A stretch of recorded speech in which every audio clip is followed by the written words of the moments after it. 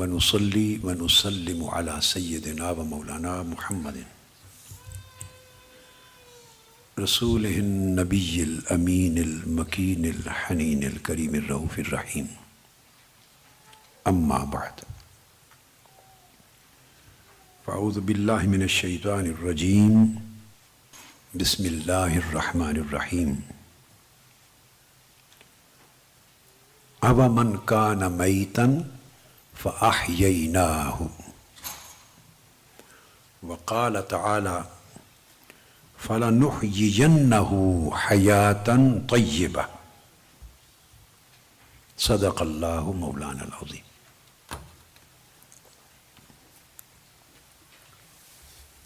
الحمدللہ تعالی آج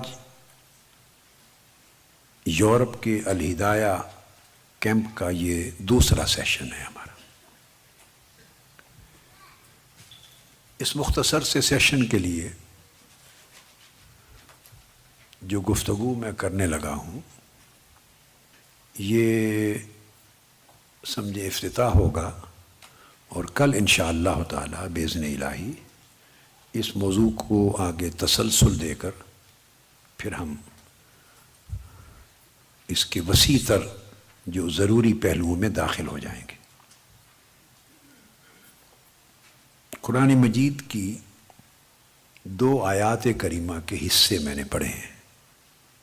پہلی آیت أَوَمَنْ كَانَ مَيْتًا فَأَحْيَيْنَاهُ، یہ سورہ الانعام کی ہے، اور آیت نمبر 122 ہے، یعنی 6 سورہ نمبر ہے، ورس نمبر 122۔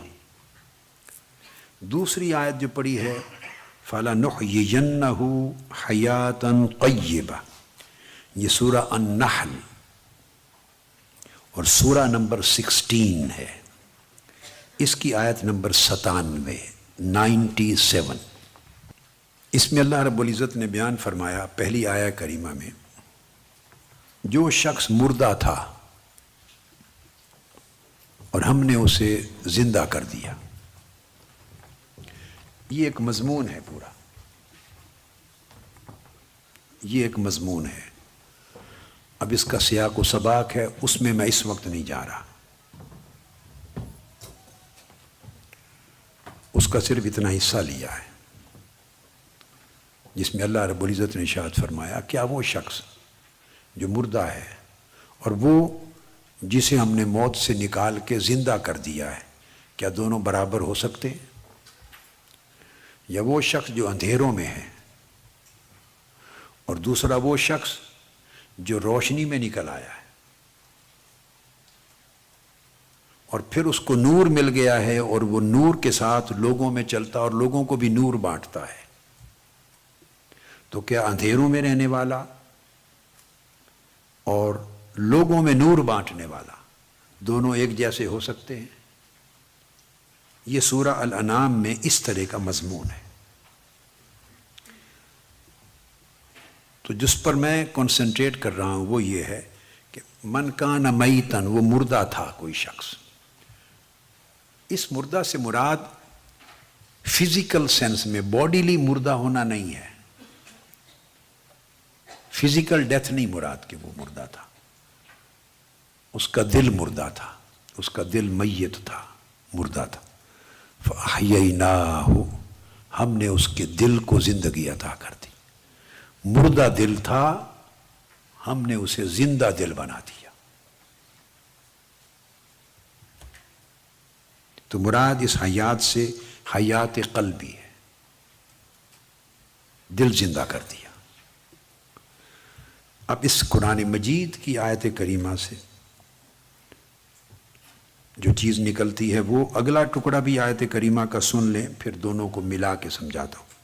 دوسری النحل میں فرمایا فَلَنُحْيِيَنَّهُ حَيَاةً طَيِّبَةً، بس ہم اس کو زندہ کر دیں گے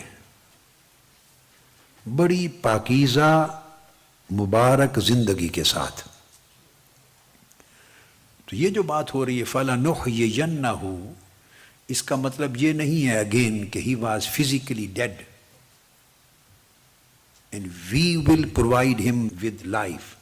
تو مراد اس سے فزیکل ڈیتھ اور فزیکل لائف بولیے نہیں ہے، چونکہ جب کہا فَلَنُحْيِيَنَّهُ تو انسانوں کی بات ہو رہی ہے جو چلتے پھرتے انسان ہیں زمین پر، چلتے پھرتے ہیومن بینگ، مگر فرمایا کہ ہم اس چلتے پھرتے انسان کو فَلَنُحْيِيَنَّهُ جب کہا کہ ہم اسے یقیناً زندگی دے دیں گے، زندہ کر دیں گے، تو اس کا مطلب ہے اس سے پہلے کوئی موت ہے، موت ہے تو فرمایا نا کہ ہم اس کو زندہ کر دیں گے۔ اب زندہ کر دیں گے کا جو لفظ ہے وہ ڈیفینیٹلی ایک چیز متعین کرتا ہے کہ اس زندگی سے مراد جو بھی زندگی ہے مگر اس سے پہلے ایک خاص قسم کی موت ہے، تو اس موت سے نکال لیں گے اور اس کو زندہ کر دیں گے، اور پھر جو زندگی دیں گے اس کی تعریف کی اللہ رب العزت نے فرمایا حیاتاً طیبتاً، اور جو زندگی دیں گے وہ بڑی مبارک پاک طیب پاکیزہ زندگی ہوگی۔ اس سے یہ پتہ چلا کہ یہاں دونوں آیات میں جو بات ہو رہی ہے فزیکلی ڈیڈ ہونے کی بات نہیں ہو رہی کہ کوئی جسمانی طور پر مردہ تھا، جیسے میت ہوتی ہیں، ڈیڈ باڈیز ہوتی ہیں، قبر میں ہوتی ہیں، وہ بات نہیں ہو رہی، اور نہ ہی جو فزیکل لائف ہوتی ہے نہ اس زندگی کے جسمانی زندگی کے ملنے کی بات ہو رہی ہے۔ تو موت بھی ادر دین فزیکل ڈیتھ ہے، کوئی اور موت ہے، اور حیات بھی ادر دین فزیکل لائف ہے، لائف بھی ڈیفرنٹ ہے۔ تو موت بھی اسپریچول ڈیتھ ہے، لائف بھی اسپریچول لائف ہے، تو وہ ڈیتھ آف ہارٹ ہے اور یہ لائف آف ہارٹ ہے، یعنی موت بھی دل کی موت تھی اور ہم اسے مبارک طیب زندگی دے دیں گے، تو زندگی بھی دل کی زندگی۔ تو اس کا مطلب یہ ہے کہ جو زندگی اب ملی ہے اس سے پہلے بھی جسمانی طور پہ تو وہ زندہ ہی تھا مگر دل مردہ تھا۔ تو پتہ چلا کہ ہم سب جو بیٹھے ہوئے ہیں اور چلتے پھرتے ہیں تو دل زندہ ہیں تو زندگی ہے، دل زندہ ہے تو سرکولیشن آف بلڈ ہو رہی ہے نا، اور پورے جسم کو خون مل رہا ہے، بلڈ جا رہا ہے، آکسیجن جا رہی ہے، اور پورے جسم کے اندر زندگی کی علامات اور سائنز آف لائف ہیں۔ تو سائنز آف لائف تبھی ہے نا کہ ہارٹ آپ کا الائیو ہے، زندہ ہے۔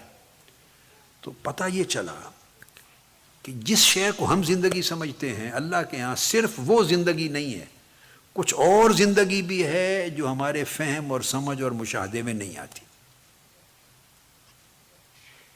یعنی دل زندہ ہو کر بھی مردہ ہے، فزیکلی وہ کام کر رہا ہے، وہ ہارٹ جو پمپ کرتا ہے، جو بلڈ فراہم کرنا ہے، وہ اس اینگل سے زندہ ہے، اور اس نے جسم کو بھی زندہ رکھا ہوا ہے، مگر ان قرآنی آیات کی روشنی میں اللہ کی نگاہ میں وہ مردہ ہے۔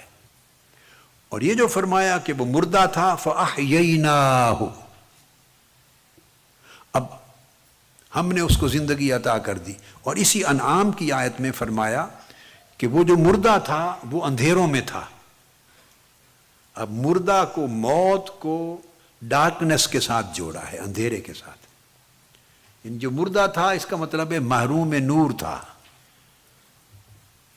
نور اور روشنی سے محروم تھا، اندھیروں میں تھا،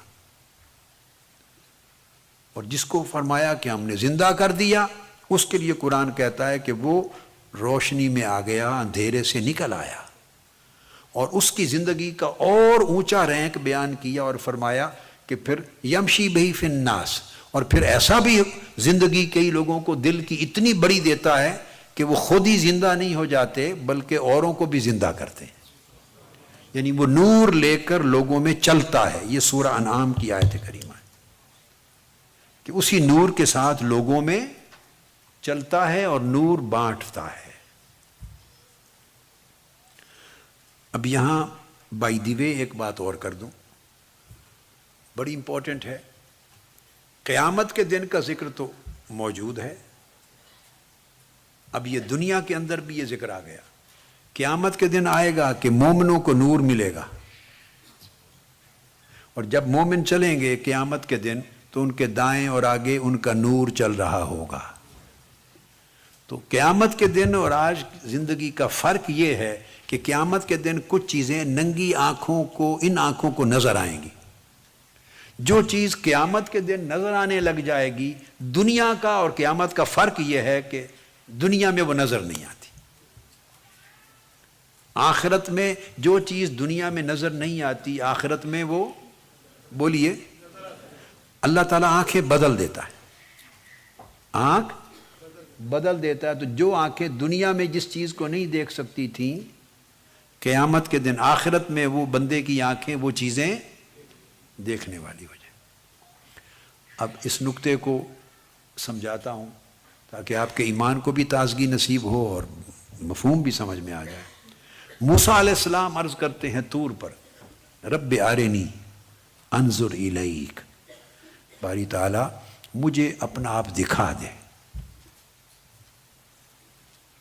تو میں تیری طرف دیکھنا چاہتا ہوں. کیا؟ یہاں ایک ادب بھی ہے. معلوم نہیں یہ بات پہلے میں نے کہی ہوگی مگر آپ نے سنی ہے یا نہیں میرے کسی خطاب میں. جو اگلی بات انظر کا نہیں فرمایا کہ تجھے دیکھنا چاہتا ہوں.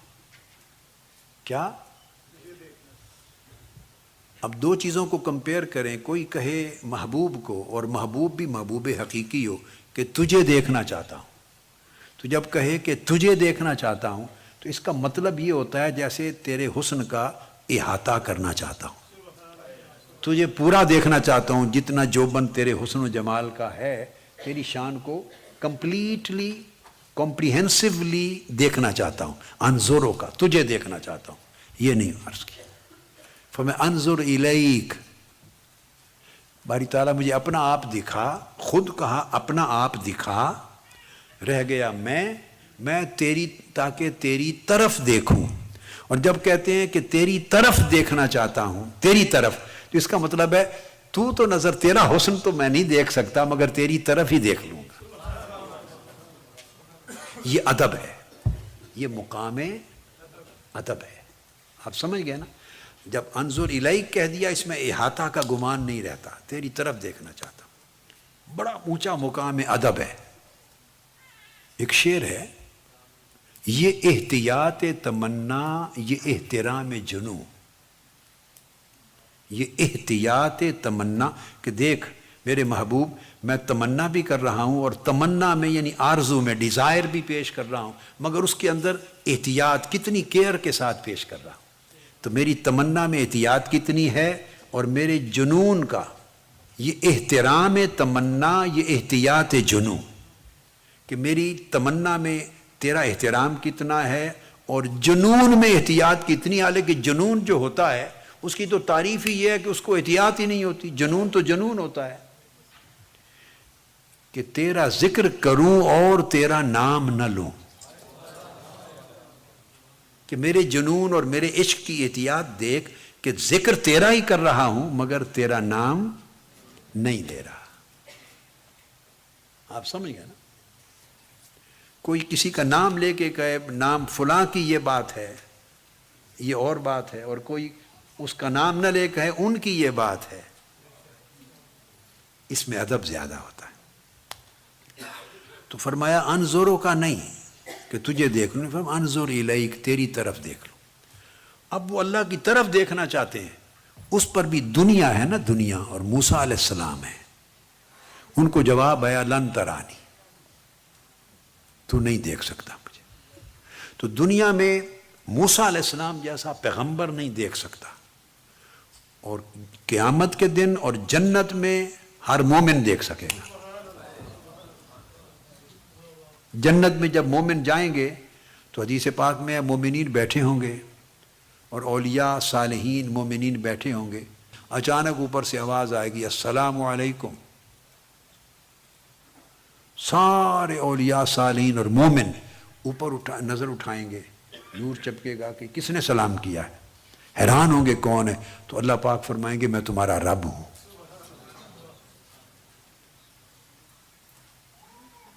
تو میں نے چاہا کہ تم آئے ہو تو میں ویلکم کر لوں. پھر وہ لوگ دیکھیں گے. تو حدیث پاک میں لفظ ہے ینظرون الیہ وہو ینظر الیہ. پھر وہ اس کو تکنے لگ جائیں گے اور اللہ ان کو دیکھنے لگ جائے گا. تو آپ نے دیکھا آخرت میں اللہ کو دیکھیں گے. یہ ایمان ہے، یہ ہمارے ایمان کا حصہ ہے کہ قیامت کے دن اور جنت میں مومنین اللہ کو دیکھیں گے. تو آخرت میں جو آنکھیں اللہ پاک دے گا وہ دیکھیں گی. وہی اولیاء اور وہی مومن ہیں دنیا میں وہ نہیں دیکھ سکتے. آپ یہ نکتہ سمجھ گئے نا. اب اس کو مثال، وہ تو بڑی اونچی بات ہے، جب اللہ کو دیکھ لیں گی تو مومن کا اپنے نور کو دیکھنا کیا مشکل ہے. قیامت کے دن نور نظر آئے گا مومنوں کا آگے پیچھے. تو نور ان کا دنیا میں بھی تھا مگر آنکھیں دیکھ نہیں سکتی. اب کتنے لوگ ایسے دنیا میں ہیں جو نور میں رہتے ہیں، جن کے اندر نور ہے، جن کے آگے پیچھے ان کا نور چلتا ہے، مگر آنکھیں دیکھنے والوں کی اس نور کو دیکھ نہیں سکتی. یعنی دنیا میں آنکھوں کو اللہ نے یہ طاقت نہیں دی کہ وہ اس نور کو دیکھ سکیں. تو قیامت کے دن نور دیکھیں گے اور منافق ان سے کہیں گے کہ تھوڑا سا اپنے نور کا حصہ ہمیں بھی دے دیں، ہم اندھیرے میں ہیں ہمیں بھی دے دیں. وہ کہیں گی نہیں، واپس دنیا میں چلے جاؤ. فَالْتَمِسُوا نُورًا، یہ نور ہم وہاں سے لے کے آئے ہیں. تو اس سے ثابت ہوا کہ وہ نور وہاں سے نہیں ملا ان کو، یہ وہی نور ہے جو ان کے پاس دنیا میں ہوتا تھا. یہ وہی نور ہے جو اللہ والوں کے پاس دنیا میں ہوتا تھا مگر دکھائی نہیں دیکھا تھا. ان کو جواب ملے گا واپس دنیا میں جاؤ اور وہاں جا کے نور تلاش کرو، یہ نور ہم وہیں سے لائے ہیں. فرق اتنا ہے، اس وقت لوگوں کو دکھائی نہیں دیتا تھا اور اب قیامت کا دن ہے، اب منافق بھی دیکھ رہے ہیں، اب دکھائی دینے لگ گیا. تو اللہ پاک وہ پردہ اٹھا دے گا. اسی طرح یہ جو نور ہے اس نور کو زندگی کی حیات کہا ہے، یعنی حیات قلبی کہا ہے.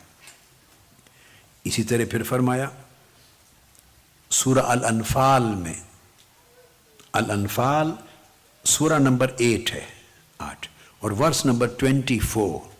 فرمایا یا ایھا الذین آمنوا استجیبوا للہ وللرسول اذا دعاکم لما یحییکم. ایمان والو، جب تمہیں رسول پکاریں، اللہ پکارے یا اللہ کا رسول بلائے، تو جس حال میں جو کچھ کر رہے ہو، حتیٰ کہ حدیث پاک کے ساتھ تفسیر کر لیں تو نماز بھی پڑھ رہے ہیں تو رسول پاک بلا لیں تو نماز بھی چھوڑ کے حضور کے پاس چلے جایا کرو. بلائیں لبیک کر کے جاؤ. کیوں؟ لما یحییکم، کہ جب رسول بلاتا ہے تمہیں تو وہ اس چیز کی طرف بلاتا ہے جو چیز تمہیں زندگی دے گی. اب زندگی تو ہے تبھی تو نماز پڑھ رہے تھے وہ صحابی، زندگی تو ہے تبھی تو ان کو بلایا جا رہا ہے نا. مردے کو تو کوئی نہیں بلاتا، تو زندہ تو ہیں. تو یہ بتا رہا ہوں کہ فزیکل لائف ہے مگر فزیکل لائف کے باوجود they still need some other kind of life. ان کو ایک اور زندگی کی ضرورت ہے which they don't possess. تو فرمایا جب اللہ کے رسول تمہیں بلاتے ہیں جس جاؤ، چونکہ وہ تمہیں جس طرح بلائیں گے اس سے تمہیں حیات ملے گی، زندگی ملے گی. ان تمام آیات سے ایک بات ثابت ہو گئی کہ فزیکل لائف کے باوجود اسپریچول ڈیتھ ہوتی ہے، ہارٹ ڈیڈ ہوتا ہے. اور پھر اللہ پاک اپنے نور کے ذریعے زندگی عطا کرتا ہے. اب یہ جو بات ہے کہ زندہ ہو کر بھی مردہ ہوتے ہیں، اب اس کو تھوڑا الٹ کر لیں، عکس اس معنی کا اطلاق ہوگا تو جس طرح کئی لوگ زندہ ہو کر بھی مردہ ہوتے ہیں، قرآن سے ثابت ہو گیا نا، اس طرح اس کو مفہوم مخالف کہتے ہیں. مفہوم مخالف سے ثابت ہوا. اسی طرح کچھ لوگ ایسے ہیں جو وفات پا کر بھی زندہ رہتے ہیں، وہ ڈیتھ کے بعد بھی زندہ رہتے ہیں. کیوں؟ یہ جو فزیکل لائف اور فزیکل ڈیتھ ہے یہ اسپریچول لائف اور ڈیتھ پر کوئی امپیکٹ نہیں رکھتی. جس طرح جسم کی ظاہری زندگی کے باوجود دل مردہ ہے، روحانی موت ہے، اس طرح جسمانی موت ہو جانے سے بھی اس کی روحانی حیات پر فرق نہیں پڑے گا. خواہ وہ زمین پہ چل پھر رہا ہو بندہ، چلتا ہو تب بھی مردہ ہے، خواہ قبر میں لیٹا ہو تو ایسا اللہ کا بندہ ہے تب زندہ ہے. تو یہ جو موت اور حیات جس کا ذکر ان آیات کریمہ میں ہو رہا ہے وہ روحانی موت اور حیات ہے. یہاں تک میں نے اتنا نقطہ سمجھایا، یہ ذہن نشین ہو گئی بات. اب یہاں ایک عرفاء کی ایک بات ہے بڑی پیاری، اولیاء اور عارفین کہتے ہیں، جب یہ بات آپ سمجھ گئے وہ کہتے ہیں فمن ماتت نفسہ بعدت عنہ دنیاہ ومن مات قلبہ بعد عنہ مولاہ. جس کا جسم مر جائے، جس شخص کا جسم مر جائے یعنی باڈیلی ڈیتھ ہو جائے، جسم مر جائے، دنیا اس سے دور ہو جاتی. کیا؟ بعدت عنہ دنیا ہو، اس کی ساری دنیا، یعنی آپ قبر میں ڈال آتے ہیں نا تو بیٹے بھی دور ہو جاتے ہیں، بیوی بچے بھی دور ہو جاتے ہیں، شوہر بھی دور ہو جاتے ہیں، اعزا اقارب دور ہو جاتے ہیں، پیارے دور ہو جاتے ہیں، اپنے پرائے، ساری دنیا. جس کا جسم مر جائے بڑا قریبی سے قریبی بھی اس سے دور ہو جاتا، دنیا دور ہو جاتی. اور فرمایا وَمَن مَاتَ قَلْبُهُ بَعُدَ عَنْهُ مَوْلَاهُ، اور اس کے برعکس جس کا دل مر جائے اس کا مولا اس سے دور ہو جاتا ہے. جسم کی موت ہو جائے، کیا بولیں؟ جسم کی موت ہو جائے، پیچھے تک آخری قطار تک جو بیٹھے ہیں نا سارے توجہ سے بات کو سمجھ، جسم کی موت واقع ہو جائے، جسمانی موت، تو کون دور ہو جاتا ہے؟ ساری دنیا. کیا فرمایا؟ دنیا دور ہو جاتی ہے جسمانی موت پر. اور اگر روحانی موت ہو جائے، دل مر جائے تو اللہ دور ہو جائے. یہ جو اور دل زندہ ہو جائے تو اللہ قریب ہو جاتا ہے. یہ جو دل کی حیات ہے، کیا دل کی زندگی ہے، اس کو معرفت کہتے ہیں. یہ مضمون ہے جو آج کے لیے میں نے چنا. معرفت کا مضمون میں بیان کرنا چاہتا تھا تو یہ اس کی تمہید کی کہ معرفت کیسے. تو دل کا زندہ ہو جانا، اور زندہ کس طرح ہو جانا کہ زندہ کرنے والے کے ساتھ جب دل جڑ جائے. کس کے ساتھ؟ جو زندہ کرنے والا ہے، محیی، وہ اللہ ہے. تو زندہ کرنے والے کے ساتھ جو چیز جڑ جائے وہ بولیے زندہ ہو جاتی. دیکھیے آپ ہر روز دیکھتے ہیں ہاسپٹلز میں اس امر کا مشاہدہ کرتے ہیں کہ ایک آدمی بالکل قریب مرگ ہے تو اس کو آکسیجن پہ اور مشین پہ لگا دیتے ہیں جو ساری آرٹیفیشل لائف چلاتی ہے. آپ نے دیکھا ہے نا کبھی ہاسپٹلز میں مشینیں لگا دیتے ہیں، اس کے ہارٹ کو بھی وہ چلا رہی ہیں، اس کے لنگز کو بھی چلا رہی ہیں، برین کو بھی چلا رہی ہیں، ساری لائف مشینوں پر چلی جاتی. اور 10 دن 15 دن مہینہ چلائے رکھتے ہیں. جب تنگ آ جاتے ہیں اور ساری میڈیسنز دے دے کر مریض جب زندہ یا شفا یاب نہیں ہوتا تو پیشنٹ کے لواحقین سے بلا کے پوچھتے ہیں کہ آپ بتاؤ مشینیں ہٹا دیں یا رکھیں، اور کب تک اس پیشنٹ کو مشینوں پر رکھنا ہے. یہ بات سمجھ آ گئی؟ کرتے ہیں. ایسا ہوتا ہے کہ نہیں؟ جس نے یہ زندگی میں کبھی دیکھا یا سنا ہے وہ ہاتھ کھڑا کرے. یہ تو معروف چیز ہے نا. وہ پوچھتے ہیں کب تک رکھنا ہے مشینوں پر، ہمیں آپ بتائیں. تو وہ پھر مشینیں اگر ہم ہٹا دیں گے تو بعض اوقات وہ ایکچولی بتا دیتے ہیں کہ اس کی ڈیتھ ہو گئی ہوئی ہے، اب مشینوں کے ساتھ آرٹیفیشلی زندگی دے رکھی ہے. تو مشینیں جب لگ جاتی ہیں، جڑ جاتا ہے، تو جتنا عرصہ چلے مشین کی طاقت اتنی ہے، مہینہ زندہ رکھ لے گی، 2 مہینے رکھ لے گی، تو وہ اس کو زندہ رکھتے ہیں. دوران خون کا دوران رہتا ہے، سرکولیشن آف بلڈ، اسی سے زندگی رہتی ہے، سو کالڈ لائف ہے. اور جب مشین سے ہٹ جائے، مشین کو جب ہٹا دیا اس جسم سے تو موت واقع ہو گئی. اب مشین کو ہٹا دیں، مشین کو ایک طرف کر دیں، وہ بندہ ہے اور اس کو اللہ سے جوڑ دیں. تو جب اللہ سے جو بندہ جڑ جاتا ہے اس کا دل زندہ ہو جاتا ہے. تو اللہ کے ساتھ جڑنے سے دل زندہ رہتا ہے. اور جب جیسے مشین ہٹا دی تو موت ہو گئی، تو جو دل اللہ سے ہٹ گیا وہ مردہ ہو جاتا ہے. تو ہماری دل کی زندگی اور موت کا سارا انحصار اسی راز، اس کا راز یہ ہے کہ اگر دل اللہ سے جڑا رہا تو زندہ ہو رہا، اور اللہ سے کٹ گیا تو مردہ ہو گیا۔ تو یہ جو حقیقت معرفت ہے، معرفت کی حقیقت یہی ہے کہ اللہ کے ساتھ جڑنے سے جس دل کو زندگی مل جائے اس دل کی زندگی کو معرفت کہتے ہیں۔ آپ کے ذہنوں میں کئی بار سوال اٹھے ہوں گے، معرفت کا لفظ بڑا سنا ہوگا ہیں اور تذکرہ سنتے ہوں گے، مگر سوال کئی بار اٹھا ہوگا کہ معرفت ہوتی کیا ہے اور کیسے ہوتی ہے؟ یہ سوال آتا ہے کہ نہیں ذہن میں؟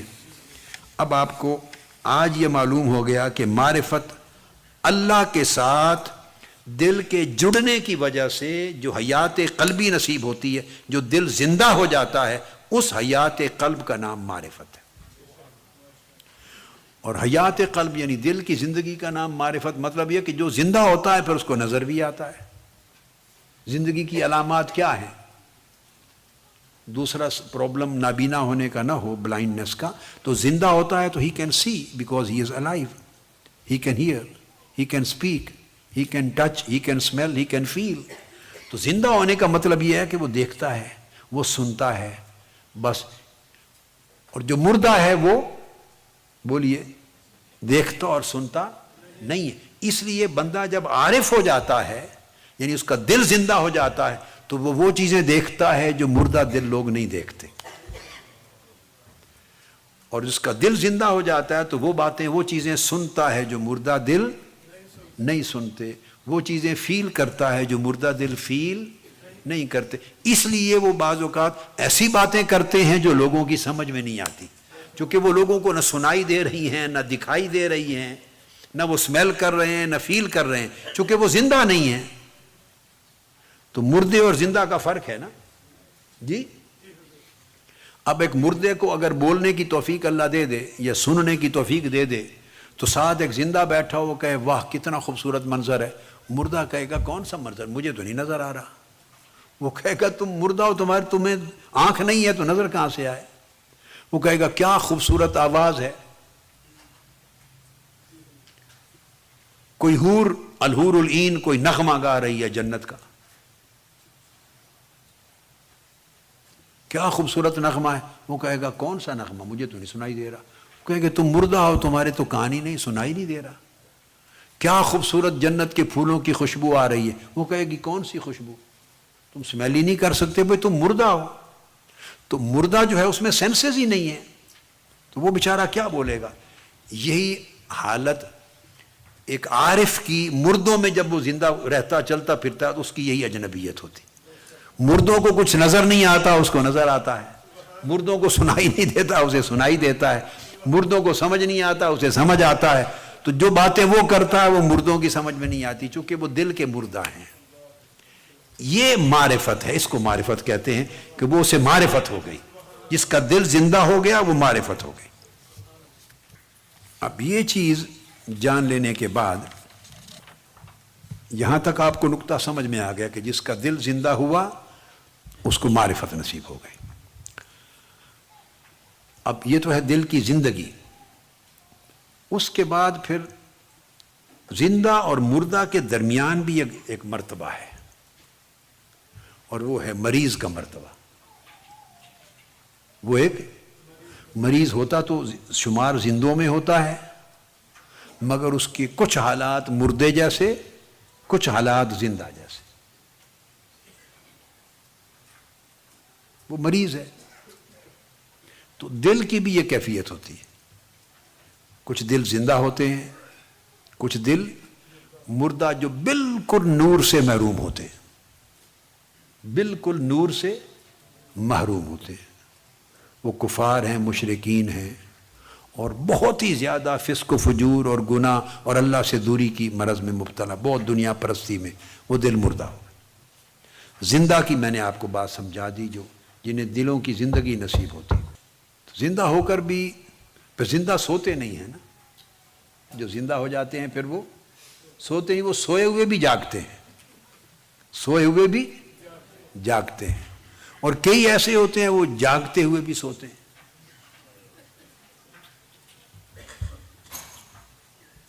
اب ان کے درمیان ایک درجہ ہے جس کو کہتے ہیں مریض، تو قلب بھی مریض ہوتے ہیں۔ اب آقا علیہ السلام نے یہ بات بیان فرمائی جو صحیح بخاری میں ہے، آپ نے فرمایا کہ ان فی الجسد لمضغۃ، اے لوگوں اس جسم کے اندر ایک گوشت کا ایک لوتھڑا ہوتا ہے، گوشت کا ایک ٹکڑا ہوتا ہے، قلب، دل۔ اذا صلحت صلح الجسد کلہ، اگر وہ صالح یعنی ٹھیک ہو جائے تو سارا جسم ٹھیک ہو جاتا ہے۔ اگر وہ صالح بن جائے، نیک ہو جائے، اچھا ہو جائے، صحت مند توانا ہو جائے تو سارا جسم توانا ہو جاتا ہے۔ اب جو جسم کی توانائی ہے یہ بھی ظاہری توانائی نہیں ہے۔ کیا مطلب ہے؟ اگر دل نیکی پر، طاعت پر، تقوی پر، نور پر زندہ ہو جائے اور اس کی اصلاح ہو جائے، قائم ہو جائے تو پورا جسم صحیح ہو جاتا ہے۔ مطلب ہے پورا جسم طاعت کے اندر آ جاتا ہے، جسم کے اعضاء بھی نافرمان نہیں رہتے،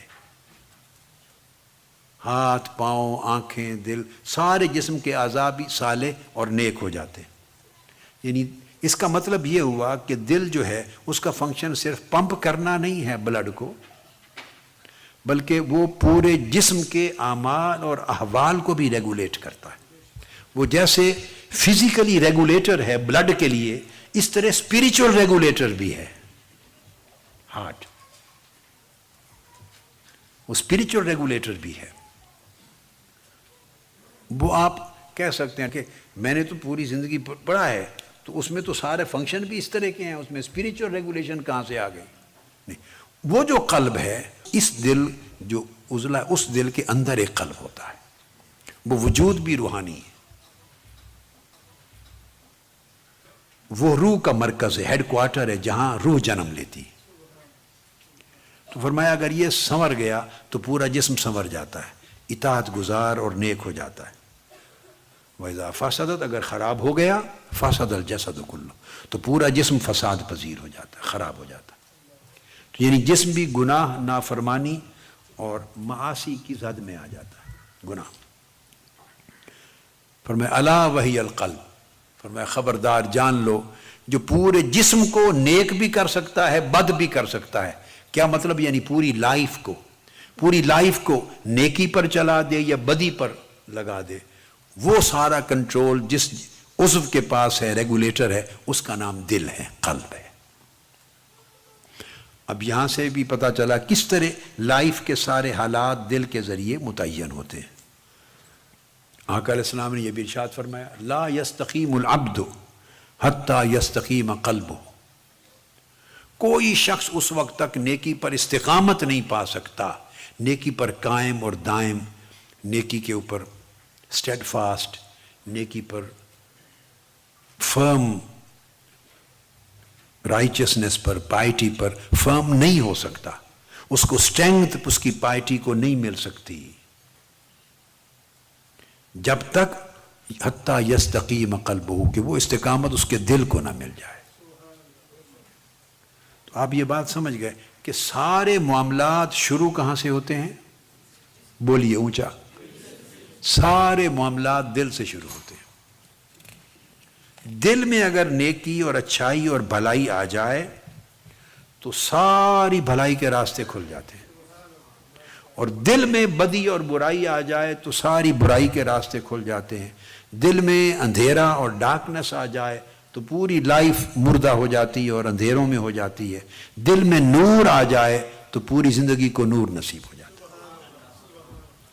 دل جو ہے وہ پیوٹل ہے، اس لیے صوفیاء، اولیاء، عرفاء، اللہ والے اور اللہ کے پیغمبر، نبی، مردان حق جتنے بھی آئے، وہ اصلاح کا عمل دل کی اصلاح سے شروع کرتے ہیں۔ دل کی اصلاح ہو تو اس سے خیر کا چشمہ پھوٹتا ہے۔ اب وہ کس طرح چشمہ پھوٹتا ہے، یہ بات بڑی اگر دل زندہ ہو جائے تو چونکہ اللہ کی وجہ سے، اللہ کے ساتھ جڑنے کے باعث زندہ ہوگا، اور زندہ ہونے کا مطلب ہے اس میں نور آ جائے گا، اور نور آنے کا مطلب ہے وہ سارا طاعت کے ساتھ اور اللہ کی محبت کے ساتھ معمور ہو جائے گا، بھر جائے گا۔ بعض اولیاء نے اور عرفاء نے کہا، انہوں نے پوچھا اہل معرفت سے، بعض اہل اللہ سے، کہ بڑے عرصے سے کوئی سے نے پوچھا میرے دل کو حضوری نصیب نہیں۔ ہمارے ذہنوں میں کئی سوال ہوتے ہیں نا کہ نماز پڑھتے ہیں، عبادت کرتے ہیں، تلاوت کرتے ہیں، ذکر اذکار کرتے ہیں، دعا کرتے ہیں، یعنی اللہ کو پکارتے ہیں، ندا کرتے ہیں، اللہ کی عبادت اور اس کی مناجات کا کام کر رہے ہوتے ہیں، مگر دل حاضر نہیں ہوتا۔ بس ایسے دعا ہے تو گزر گئی، عبادت کے کلمات تھے نماز کے گزر گئے، رجوع اللہ تھا گزر گیا، دل حاضر نہیں ہوتا۔ اس کی آپ نے اپنی زندگی میں کئی بار مثال دیکھی ہوگی، دل حاضر ہے یا نہیں اس کو سمجھنا تھوڑا سا مشکل ہے، تھوڑا سا۔ دماغ حاضر ہے یا نہیں اس کی مثال سے سمجھ آ جائے گی۔ کئی بار آپ نے دیکھا ہے کئی لوگ ایسے ہوتے ہیں جن کی کنسنٹریشن نہیں ہوتی ان میں، وہ بات سن رہے ہوتے ہیں مگر آپ کہتے ہیں یہ حاضر دماغ نہیں ہے، اس کی کنسنٹریشن نہیں ہے۔ ڈاکٹرز بھی کہتے ہیں کہ اس بچے کو، اس طالب علم کو کنسنٹریشن کی کمی ہے، وہ گھنٹوں گھنٹوں بیٹھتے ہیں کتابوں پر، وہ کہتے ہیں مجھے کچھ یاد نہیں ہوتا۔ ہر ایک کا پرابلم میموری کا پرابلم نہیں ہوتا، بعض اوقات بہت سے لوگوں کو کنسنٹریشن کا پرابلم ہوتا، اس کی کنسنٹریشن ہی نہیں ہے۔ کیا پڑھا؟ وہ گھنٹوں بیٹھا رہا، آنکھوں کے آگے الفاظ سطریں صفحے گزرتے رہے، اس کی کنسنٹریشن ہی نہیں، تو وہ پھر آگے جب یاد کیسے ہوگا؟ بعض اوقات آپ گفتگو سنتے ہیں، خطاب، تو بعض پریشانیاں ہوتی ہیں اس کا سبب، بعضوں کی کنسنٹریشن کا یا بعض اوقات لیک آف الرٹنس ہوتی ہے۔ آپ ایک چیز کو دیکھتے ہیں تو غلط پڑ جاتے ہیں، آپ دیکھتے ہیں تو پیج نمبر غلط پڑ جاتے ہیں، لفظ کچھ اور لکھا ہوا تھا، صحیح پڑھ رہے ہیں، کچھ اور سمجھ کے پڑھ رہے ہیں، غلط پڑھ لیا۔ ڈاکٹر کے پاس جاتے ہیں، یہ کیا میٹر؟ وہ کہتا ہے یہ لیک آف الرٹنس ہے، الرٹ نہیں ہے مائنڈ آپ کا۔ اس کے پھر ریزنز الگ ہوتے ہیں، میڈیکل ریزنز ہوتے ہیں، لیکن میں آپ کو صرف علامات سمجھا رہا ہوں کہ اگر دماغ یعنی مائنڈ الرٹ نہ ہو تو چیزیں آپ کے سامنے ہوتی ہیں، آپ غلط پڑھ رہے ہیں۔ کنسنٹریشن نہ ہو تو آپ جو پڑھے جا رہے ہیں یا سن رہے ہیں آپ کی سمجھ میں نہیں آتا کیا۔ بعد میں اگر پوچھیں بھی وہ بات یاد ہے میں نے کیا کہی تھی، کہتے ہیں کیا بات؟ وہ اس کے کان سن رہے تھے مگر دماغ اس کا الرٹ نہیں تھا یا کنسنٹریشن نہیں تھی، وہ چیز ہی اتر جاتی۔ اب یہ مثال تو سمجھ میں آ گئی، ایسا تو ہوتا ہے کہ نہیں واقعہ زندگی میں؟ بعض اوقات عارضی پرابلم ہوتا ہے آدمی کو، یاداشت میں عارضی پرابلم ہے، کوئی مشکل ہے، پریشانی ہے، ذہن تفکرات میں ہے، تو وہ بھی اس پر بھی یہ حالت وارد ہو جاتی ہے۔ تو بعض اوقات پرماننٹ پرابلم ہوتا ہے، اس کی پھر الگ ایکسرسائزز ہوتی ہیں، ٹریٹمنٹس ہوتے ہیں، تھیراپیز ہوتی ہیں، پھر جس سے وہ چیزیں، اور اگر کوئی میڈیکل ریزن ہے تو پھر وہ ہوتا ہے، پھر وہ اس کی الرٹنس اور کنسنٹریشن اس کی ریسٹور کرواتے ہیں۔ جس طرح دماغ حاضر نہیں ہوتا اس طرح عبادات میں بہت سو کا دل حاضر نہیں ہوتا۔ اب آپ سمجھ گئے بات کو؟ اب اس مثال سے اچھی طرح سمجھ آ گئی بات کی۔ بندہ عبادت کرتا ہے، اللہ کا ذکر کر رہا ہے، تلاوت کر رہا ہے، مناجات کر رہا ہے، دعا کر رہا ہے، مگر دل حاضر نہیں۔ تو کسی نے سوال کیا دل حاضر نہیں پاتا، کیا کروں؟ اب دل حاضر ہونا اس کے بھی دو درجے ہیں۔ پہلا کہ دل حاضر ہو اس چیز میں جو عبادت، جو ذکر، جو طاعت، جو تلاوت آپ کر رہے ہیں، اللہ کی یاد، مناجات، اس میں دل حاضر ہو، یہ ادنا درجہ ہے۔ دل کی حاضری کیا؟ یہ ادنا درجہ ہے، پہلا درجہ ہے۔ تو ہر شخص جو حاضر دماغ ہوتا ہے اسی طرح حاضر قلب، ہر شخص جس کا دل حاضر ہو، ضروری نہیں کہ وہ صاحب حضور قلب بھی ہے۔ دل کا حاضر ہونا اور چیز ہے، اور دل کو حضور نصیب ہونا اس سے اوپر کی چیز ہے۔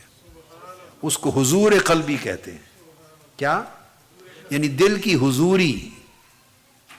دل کی ایک ہے کہ آپ کے ذکر میں، اذکار میں، عبادات میں، طاعت میں، تلاوت میں، نیک کام میں جو کر رہے ہیں تو دل جمی کے ساتھ دل حاضر ہے.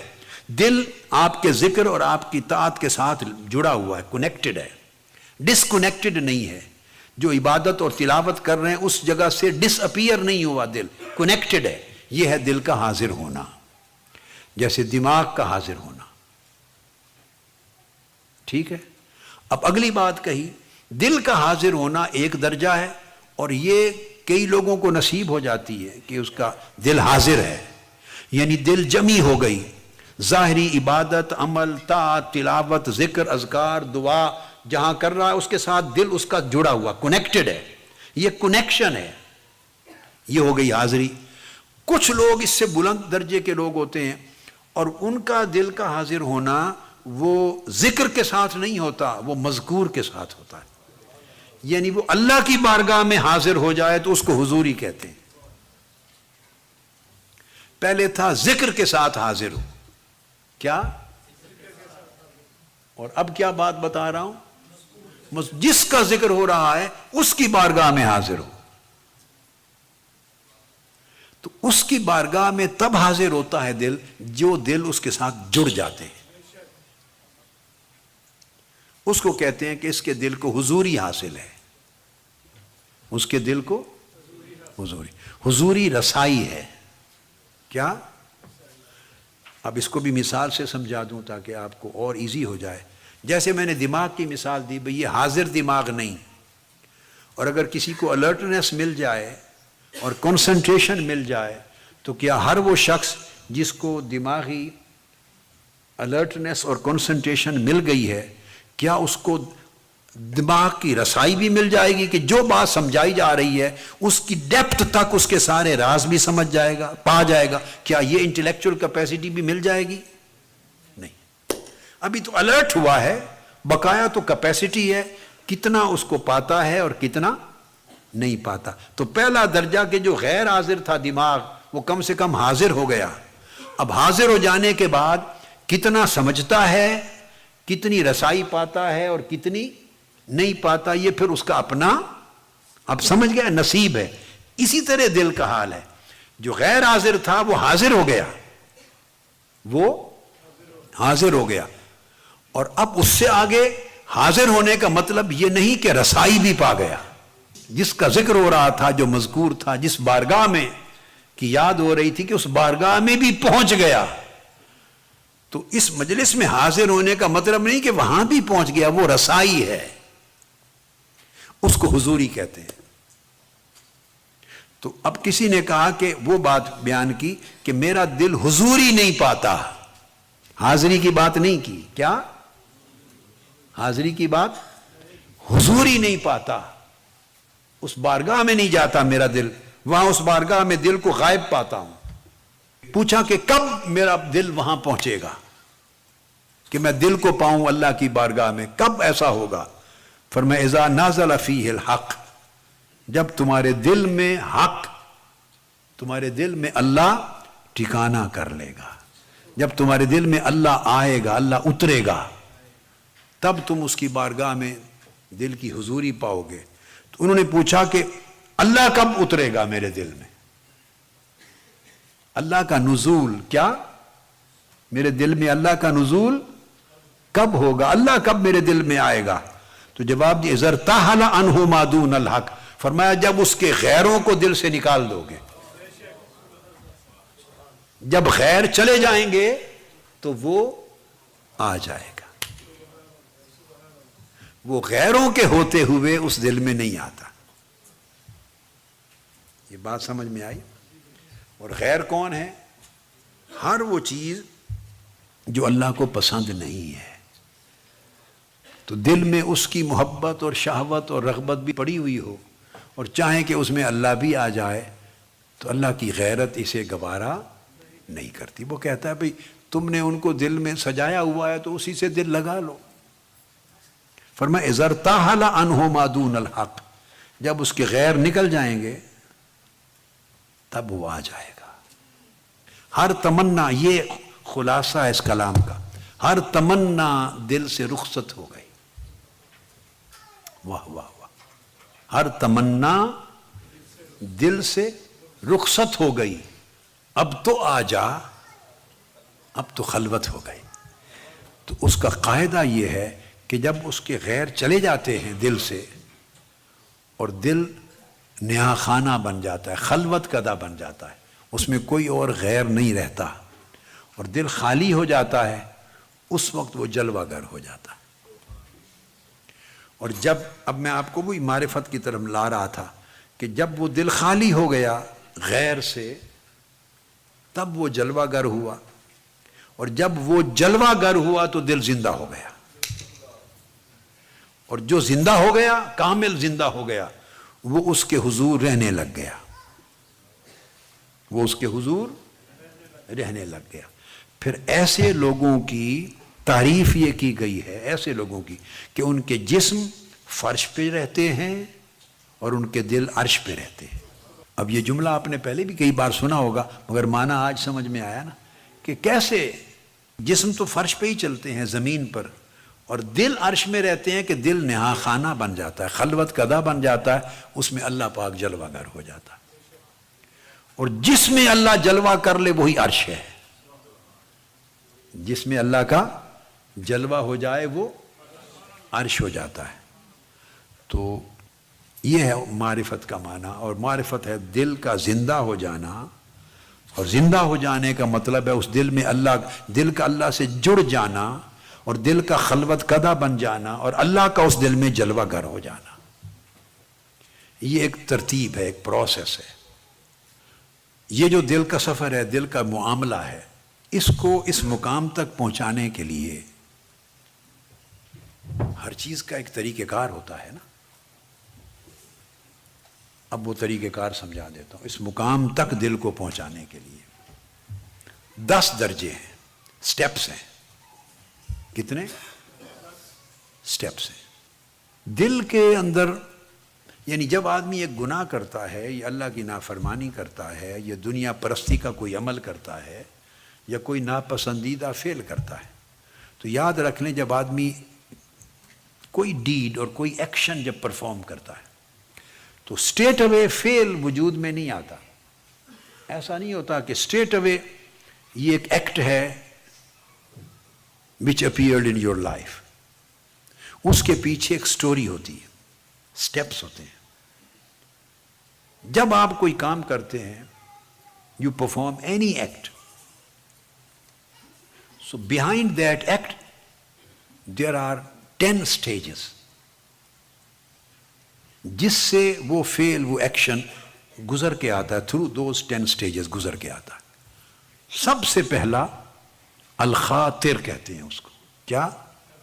خاطر.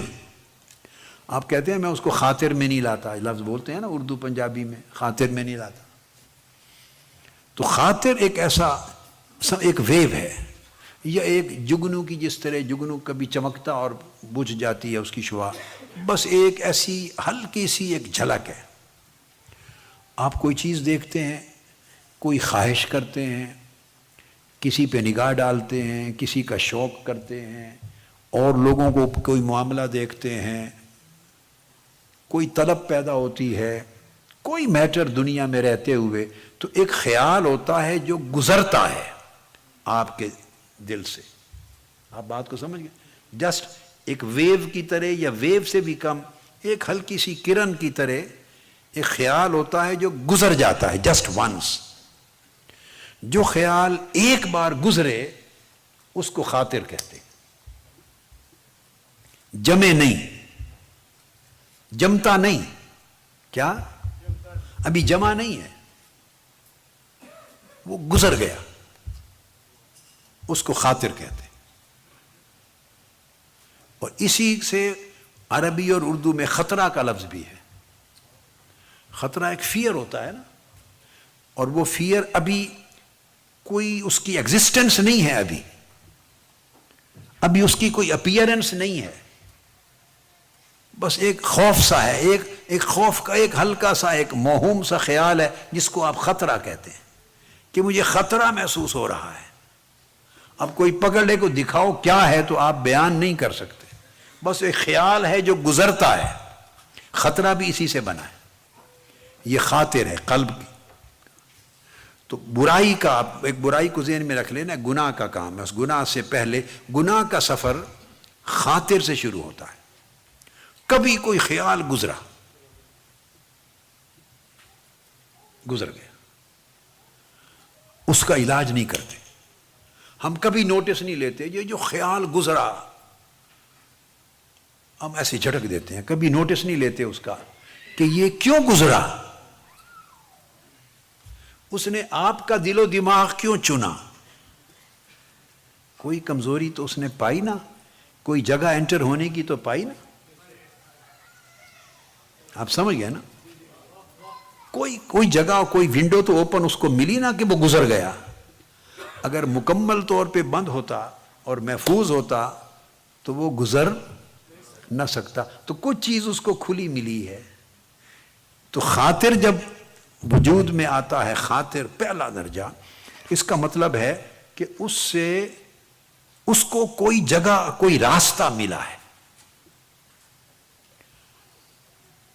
اس مرحلے پر علاج ہونا چاہیے تھا. میں آپ کو پورا بتا رہا ہوں کہ دل مردہ کیسے ہوتے ہیں اور موت سے نکل کے زندہ دل تک کیسے سفر طے ہوتا ہے، کب جا کے وہ مرحلہ آتا ہے. ہم اس مرحلے پر کوئی اقدام اس کی حفاظت کا نہیں کرتے، علاج نہیں کرتے. یہ جو ڈاکٹرز بولتے ہیں کہ ٹریٹمنٹ سے یا میڈیسن بہتر ہے کیئر، واٹ ڈو یو سے؟ Prevention is better than cure. وہ پریونشن کی جگہ تھی کہ وہ خیال کیوں گزرا، اس وقت پریونٹ نہیں کیا. تو جب پریونٹ نہیں کیا تو خاطر سمجھتا ہے، یعنی وہ جو گزرا وہ سمجھتا ہے کہ اس کا مطلب ہے ادھر میرا دوبارہ بھی آنے کا سکوپ ہے. بندہ اتنا ویجیلنٹ نہیں ہے، اتنا ویجیلنٹ. یہ بیٹے آپ کے لیے بڑی ڈائریکٹ، ہر ایک کے لیے زندگی کے لیے موضوع ہے. یہ بندہ ویجیلنٹ نہیں ہے، اتنا سمجھدار اور اسٹرانگ نہیں ہے کہ وہ پریونٹ کرے. تو اس کا مطلب ہے میں ایک بار اور بھی جا کے دیکھتا ہوں. یہ جو ایک بار اور جا کے دیکھتا ہوں اور ایک بار گزر گیا، یہ جو اٹیک کرتا ہے آپ کا دشمن، اس کو خاطر کہتے ہیں.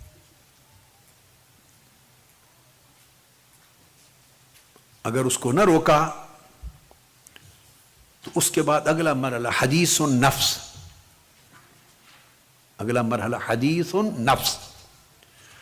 چونکہ نہیں روکا تو پھر وہ جب گزرتا ہے تو کوئی بندہ گزر جائے، کیچڑ ہو، گیلی زمین ہو، گزر جائے، وہ تو چلا گیا، تو پاؤں کے نشان چھوڑ جاتا ہے یا نہیں؟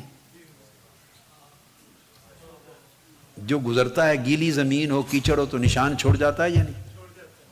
اور اب گیلی زمین کو بھی چھوڑ دیں، چور آ جائے اور آپ کے گھر تالا کھولے، چکر لگائے، تو لوگ فنگر پرنٹس دیکھتے ہیں کہ نہیں؟ تو اب تو دنیا بڑی ایڈوانس ہو گئی نا. تو فنگر پرنٹس کیا ہیں؟ وہ آج کے گزر گیا مگر پرنٹس چھوڑ گیا. تو پرنٹس کو دیکھ کر لوگ پھر آگے چور تک پہنچتے ہیں. وہ جو پرنٹس چھوڑ گیا تو وہ ایک تھوڑا سا امپیکٹ رکھتے ہیں. تو جو نفس ہے انسان کا، وہ جو گزر گیا تھا خیال، تو کبھی کبھی اس کا خیال کرتا ہے. آپ کو میری بات سمجھ آ رہی؟ وہ جو ایک بار آیا تھا، گزر گیا، کسی گناہ کا خیال، کسی خرابی کا خیال، اور اس کے اندر کوئی چھپی ہوئی رغبت ہوگی، کوئی چھپی ہوئی لذت ہوگی، کوئی چھپی ہوئی شہوت ہوگی، کوئی چھپی ہوئی چیز ہوگی، اٹریکٹ کرنے والی اٹریکشن ہوگی. وہ گزر گیا، پرنٹ چھوڑ گیا. وہ جو پرنٹ ہے، جو نفس ہے، وہ اس پرنٹ کا خیال کرتا ہے، اس کو بار بار دیکھتا ہے اور اس کی بات کرتا ہے کہ یہ کیا تھا خیال، یہ کیا نقش چھوڑ گیا.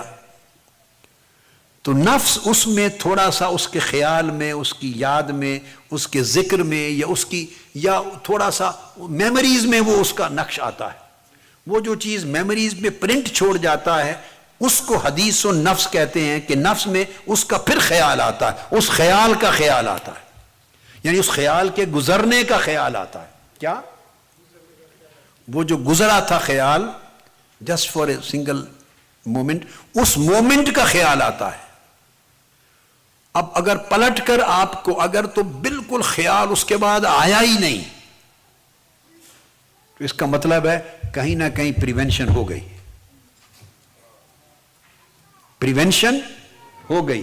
اور اگر وہ تو گزر گیا لیکن اب اس کی صدا سنائی دے رہی ہے اور اس کا خیال آ رہا ہے، اس گزرے ہوئے کا خیال آ رہا ہے، تو اس کا مطلب ہے پریونشن نہیں ہوئی، نفس اس کے خیال میں کچھ تھوڑا سا لگ گیا ہے، نقص تھوڑا سا انوالو ہو گیا ہے اس کے خیال میں.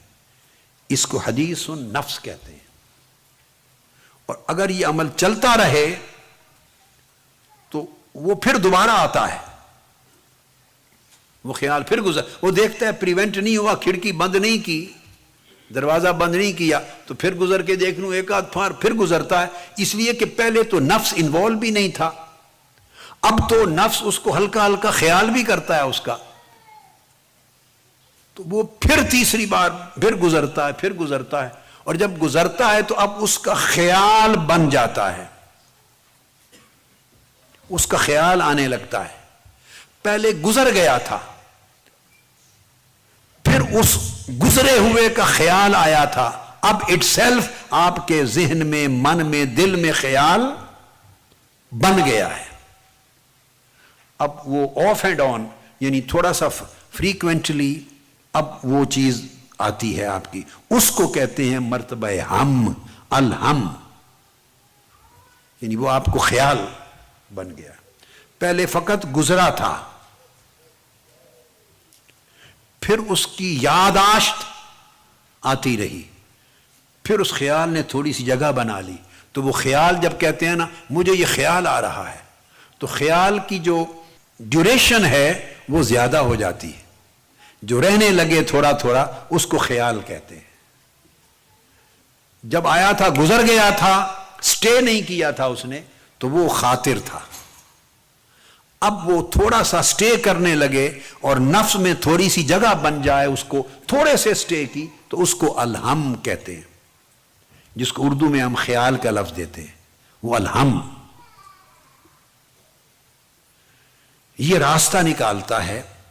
گناہ، برائی، معصیت، نافرمانی اور شہوتیں اور اس کی لذتیں دنیا کی اس طرح انٹر ہوتی ہیں جو آگے الٹیمیٹلی دل کو موت کی طرف لے جاتی ہیں. تو ابھی 3 میں نے جو ہے نا سٹیجز آپ کی بیان کی، تو 10 سٹیجز مکمل کروں گا انشاءاللہ. اس مضمون کو کل پھر جو سیشن ہوگا شروع کریں گے. اب آپ یہاں تک خیال میں رکھیں کہ پہلے خیال گزرا تھا، پھر خیال کی یاد آئی، اب وہ خیال بن گیا. کیا؟